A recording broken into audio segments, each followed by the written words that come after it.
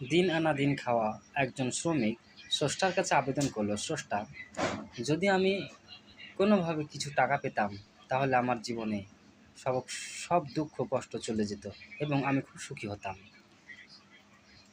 একদিন সে একটি লটারি কাটলো, যেখানে সে 1 কোটি টাকা মতো পেল এবং সেই টাকা পাওয়ার পরে এইভাবে পুরো বাড়িটি কমপ্লিট করলো। তারপরে একটি সুন্দর ঘর, সুন্দর কার এবং অবশেষে সে আবার সেই পুনরায় দিন আনা দিন খাওয়া অবস্থায় ফিরে আসলো।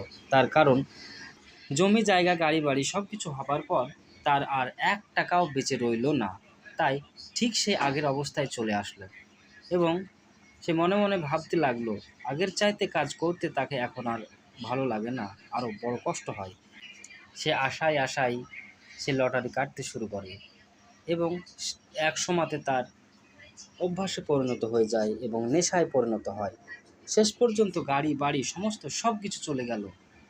তারপরে ঠিক আগের অবস্থায় আবার ফিরে আসলো। বন্ধুরা, সেই ব্যক্তি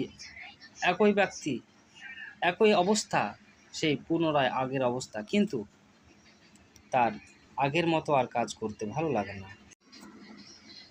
তাই তাকে বাকি জীবনটি বুক ভরা কষ্ট নিয়েই কাটাতে হলো।